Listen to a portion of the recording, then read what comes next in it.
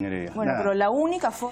Muy bien, 7 de la mañana con 29 minutos, continuamos con más aquí en De 6 a 9 y esta mañana nos acompaña Manuel Pulgar Vidal, ministro del Ambiente, y es que nos acercamos a la fecha. El Perú estará en la COP21 en el París. Recordarán que el año pasado se celebró en el Perú y se trabajaron en temas... que finalmente se celebró en el Perú y se trabajaron en temas que finalmente serán votados en París. Así es, en la COP20 se trabajaron documentos que sin duda van a ser importantes para la discusión en la COP21 de París, una reunión en París que tiene que tomar decisiones importantes. Ministro Pulgar Vidal, bienvenido, gracias por estar con nosotros. ¿Cómo estás, Carlos? Carla, por acompañarnos para hablar de esos temas. Un gusto. Ha sido importante realmente que se celebre la COP20 en nuestro país y lo que se dejó en actas es que esos temas serían finalmente votados en la COP21 en París. Pero eso, ¿qué tan cierto es en la práctica? ¿Se verán esos temas finalmente en la COP21? Sí, definitivamente. ¿Se votarán de todas maneras en la COP21 y saldrá un compromiso real en la COP21? Absolutamente convencido que sí. Mira, a diferencia de muchos eventos internacionales que se desarrollan en distintas partes del mundo e incluso en el Perú, las COP son reuniones de negociación. Y es más, en este caso específico, por el mandato que se dio el año 2011 en Durban, en Sudáfrica, en lo que se llamó la plataforma de Durban, ahí se dijo que en un proceso de 3 años debía lograrse un acuerdo que se debía concretar en 2015. Eso significa que en la COP21 de París se debe cumplir aquello que ya se empezó a convenir en el 2014 en Lima y el 2013 en Varsovia. Es decir, vamos 2 COPs más la tercera que viene, que es la COP21 en París, en donde se viene negociando alrededor de un espacio que justamente se llama el ADP. ¿Por qué se llama el ADP? Es la reunión de todos los países, sus negociadores, alrededor del grupo de trabajo ad hoc de la plataforma de Durban. Es decir, los negociadores se reúnen mínimo 2 veces al año, 3 veces al año, a veces 4 como en este año, para negociar con miras a que lleguemos a París con un texto de acuerdo. Pero pensamos llegar a Copenhague con esa misma intensidad y no se consiguió. Pero con una gran diferencia. Primero, que efectivamente Copenhague fue un proceso que estaba basado en otro marco, se llamaba el Programa de Trabajo de Bali. Okay. Nuevamente, un mandato de una COP anterior le dijo a Copenhague que logre un acuerdo y no se concretó. Pero el proceso de Durban, que es el que va a concluir ahora el 2015, es un proceso que tiene características muy diferenciadas con el de Bali, que llevó al fracaso de Copenhague. Por ejemplo, las contribuciones nacionales. Yo creo que eso ha sido un gran paso. Se le dijo a los países, ok, el mundo no está todavía preparado para recibir un mandato desde arriba y obligar a los de abajo. Vamos a hacer algo. Cada país ponga en la mesa qué es lo que puede hacer a través de las llamadas contribuciones nacionales o INDC, el Perú ya lo hizo, y en función a eso vamos a sumar ese esfuerzo a ver si es suficiente. Ese esfuerzo, ya más de 152 países lo han presentado, se ha hecho el cálculo sobre 146 porque había que establecer una fecha de corte, y queda claro, hay una buena noticia, con ese esfuerzo la curva de emisiones declina. Entonces el mundo iba camino a 3.7 grados de incremento de la temperatura a finales de siglo, baja a 2.7. La buena noticia es la curva desciende, la mala noticia es que aún no es suficiente. Entonces en París ya deben establecerse las medidas para bajar ese 0.7 adicional sobre lo que la ciencia nos ha recomendado. ¿Y ese 1.7 qué significa? 0.7. 0.7. ¿Qué tiene que hacer China, India, Estados Unidos? Más medidas de cortes de emisiones. Y más medidas de corte de emisiones significa fundamentalmente en función a cuál es tu principal fuente de emisión, establecer procesos tecnológicos más limpios o, en el caso peruano, cuyas emisiones vienen del bosque, mejor manejo forestal. Pero, por ejemplo, es cortar quema de combustibles fósiles, incorporar tecnologías de recursos renovables no convencionales como eólica y o solar, utilizar procesos industriales más eficientes que quemen menos petróleo diésel u otro, utilizar sistemas de transporte masivo menos contaminantes, etcétera. Pero ¿qué va a hacer que los países industrializados o los países que en otras oportunidades no han querido firmar lo hagan ahora? Estoy hablando básicamente de Estados Unidos. China y Estados Unidos, probablemente. Claro. Sí, mira, hay una gran diferencia, Carla. A diferencia nuevamente de Copenhague, hoy día el presidente Obama ha asumido con gran valentía, porque hay que reconocérselo, como ejecutivo, medidas incluso en contraposición a su Congreso, que se resiste a adoptar medidas climáticas. Entonces, el presidente Obama, en función de lo que en los Estados Unidos se llaman las órdenes ejecutivas, en septiembre o julio del 2013 asumió un plan de cambio climático desde el Ejecutivo que ya ha tenido dos medidas concretas, una de las cuales es reducción de emisiones de las fuentes de energía del 28% al 2025, me parece que esa es la medida, y además de un conjunto de medidas complementarias. Eso lo ha hecho porque el presidente Obama sabe que desde el Ejecutivo puede tomar medidas que no están sobreponiéndose a las competencias que tiene el Congreso, que es un Congreso republicano, resistente a cambios en relación al cambio climático. Adicionalmente, hay unas grandes señales políticas para este acuerdo, como por ejemplo la declaración conjunta China-Estados Unidos de hace aproximadamente 2 meses, la segunda ya, en donde ambos países acuerdan un compromiso de que van a caminar hacia economías bajas en carbono. Incluso China ha hablado de un fondo de cooperación sur-sur de $3.000 millones, Estados Unidos de continuar la declinación de su curva de emisiones. Y el día de ayer se ha suscrito una declaración conjunta China-Francia, que cuando uno lee el lenguaje uno dice que bien, ese es el lenguaje que requiere el acuerdo. Ahora, hay otras economías como India, por ejemplo, Sudáfrica, Brasil, que al ser países emergentes son los que también hoy día resultan complejos en esta negociación. Sin embargo, se van sumando al proceso, pero yo creo que la voluntad política existe.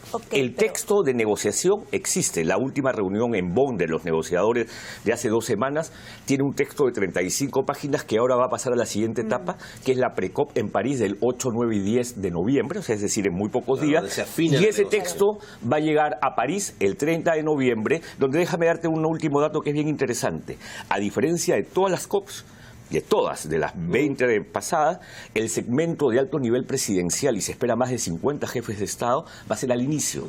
Y eso me parece bueno porque le pone una presión política y un respaldo político al proceso al inicio y no al final. En Copenhague llegaron los presidentes al final a tratar de solucionar el problema y no lo lograron. ¿Qué pasa si es que efectivamente hay un compromiso de reducir las emisiones, pero qué pasa si los países más pobres o emergentes, digámoslo así, tienen menos tecnología para hacerlo y no pueden cumplir? Es que uno de los temas, justamente, el tema es el compromiso o la ambición en la reducción, es obviamente el tema central. Pero los otros temas colaterales que son de igual de importancia son la adaptación. Los países como el Perú, países en vías de desarrollo, están muy interesados en la adaptación, y para la adaptación vamos al tercer tema, que es las finanzas climáticas y la necesidad de cumplir con el compromiso que se estableció en Copenhague y luego en Cancún de los $100.000 millones anuales de financiamiento climático al 2020, está la transferencia de tecnología, está lo que se llama la construcción de capacidades, y está lo que los países, ¿sabes cuáles reclaman? Los estados insulares, porque son los más vulnerables, se están hundiendo literalmente, reclaman que es el mecanismo de pérdidas y daños. Ahí todavía hay resistencia porque algunos creen que pueden ser mecanismos de compensación. Los países desarrollados se resisten a las compensaciones, sin embargo se pueden establecer mecanismos que puedan ayudar a estas islas, las Marshall, las Maldivas, las Mauricio, las Seychelles, a justamente recuperarse de una situación que realmente es dramática porque son estados insulares pequeños y muy pobres. Ministro, ¿y por qué el Perú no va a la COP21? Ya con el documento que dice que Sierra del Divisor se convierte en área natural protegida y nuestra contribución al mundo, proteger ese bosque. El gobierno peruano y el sector ambiente siempre está dispuesto a sorprender al público. Entonces vamos a ver, vamos a trabajar en eso, ¿no? Las sorpresas son aquellas justamente que generan mayor alegría, mayor satisfacción. Estamos trabajando fuertemente en ello. Seguro, porque el tren chino parece que está buscando por dónde pasar, Sierra del Divisor está esperando fuertemente allí. En ello. No, en este caso específico no hay ninguna. Seguro. Ninguna. Incluso, efectivamente ya hubo, y probablemente eso no ha sido informado en la prensa, comisiones mixtas Perú, Brasil, China, que han establecido un plazo tentativo que no tiene nada que ver con la zona de Sierra del Divisor. Claro, ¿no? porque el presidente fue el que prometió finalmente. Vamos a ver, firmar. vamos con calma, y espero que cuando se dé una buena noticia nos inviten, ¿no? Entonces, es un tema que se está trabajando y ¿Por qué es tan complicado, ministro? Porque todo proceso político tiene sus tiempos, todo proceso político tiene sus evaluaciones, pero una cosa sí, cada vez que nos hemos propuesto algo, como fue por ejemplo la creación del área de conservación regional Abujao, la primera área protegida que fue sometida a un proceso de consulta previa, tomamos la decisión y esa área de conservación regional ya existe. Hay que tener en cuenta que la agenda de un gobierno es una agenda extensa, pero por ejemplo en materia ambiental y en materia de conservación, aquellas metas que nos hemos propuesto las hemos cumplido. Bueno, vamos a pasar al tema político, ¿le parece? La semana de compromiso climático, rapidísimo. Como parte de lo que el Perú hizo con la COP20, y el compromiso que tenemos como presidencia hasta el 30 de noviembre liderando el proceso de negociación complejo, que ha sido un ejemplo de trabajo colaborativo con Francia. Hemos organizado las semanas del compromiso climático. Esta semana estamos desarrollando la tercera semana del compromiso climático, que tiene un conjunto de actividades abiertas al público.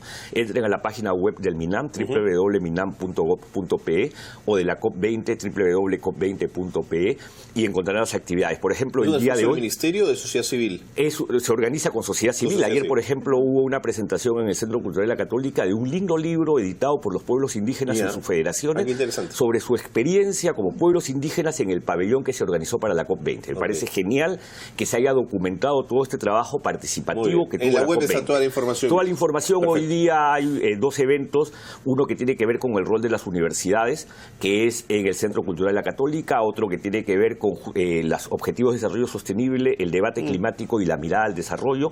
Mañana hay en el Parque Reducto a las 6 de la tarde una actividad artística, incluso en la librería Comunitas el jueves hay un cine, entonces tiene partes recreativas, lúdicas y educativas, culturales, y partes de seminarios. Hay un taller sobre periodismo y cambio climático que va a ser el día jueves a las 9 de la mañana, y el gran cierre es la agenda de desarrollo el viernes, la agenda de desarrollo, porque lo que queremos es que los candidatos a esta campaña política se comprometan a mantener el liderazgo climático. ¿Quién va a levantar la bandera del cambio climático? Claro, de acuerdo. Y ahora, hablando justamente sobre eso, ya ligándolo, ¿qué va a pasar con la consulta previa y el desarrollo sostenible justamente en vías o con miras a la campaña electoral?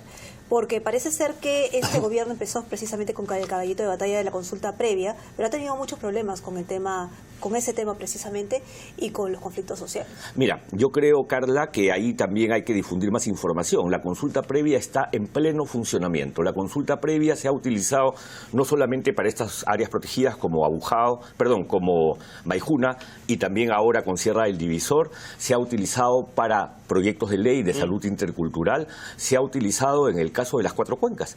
En el caso de las 4 cuencas, la solución que se vio concretada en un acta en marzo del 2015 y que ahora ha llevado a que finalmente hay un fondo de contingencia y un nuevo plan de trabajo, es resultado de un programa de consulta. Si no se hubiera hecho la consulta previa, incluso los pueblos indígenas decían no hubieran permitido que el lote del 192 tuviera un nuevo operador.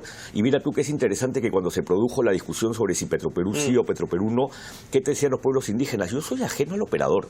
Lo que yo quiero es un operador responsable. Entonces ellos deslindaron de todo este debate político y para ellos la consulta previa que se avanzó es una consulta previa cerrada con 2 federaciones de manera muy concreta y con un acta.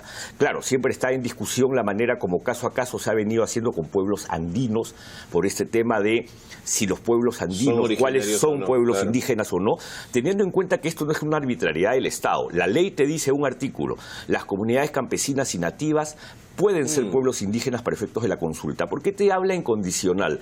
Porque tienen que cumplirse los criterios objetivos y subjetivos. Pero una cosa te digo con absoluta seguridad, la consulta previa llegó, se instaló, se utiliza y se quedará. No hay forma de darle marcha atrás y es un resultado complejo, difícil, no ha sido nada fácil, pero es un resultado del gobierno del presidente Humala. Él lo propuso y él lo está ejecutando. Ministro, respecto a las Bambas, la situación sigue... digamos, esta frase de tensa calma, esta contradicción en sí misma, ¿no es cierto? ¿Qué sabemos? ¿Hay luz verde? ¿La comunidad está dispuesta a aceptar el proyecto minero? Bueno, para empezar, yo creo que la reunión de trabajo que tuvimos 4 ministros hace aproximadamente 3 semanas fue muy positiva. Yo estuve ahí. Quedamos en hacer talleres informativos, también se quedó en levantar el estado de emergencia en función a que también se levante el paro. Ambas partes cumplieron, eso es una señal de madurez política y madurez de organización comunal en este caso. Levantaron el paro, el mismo día que levantaron el paro levantamos el estado de emergencia y 3 ministros visitaron la zona. Y en relación a los talleres informativos, que incluso creo que yo les comentaba a ustedes, debían desarrollarse a pedidos de ellos en quechua, cosa que me parece lo más correcto, lo más legítimo como pedido.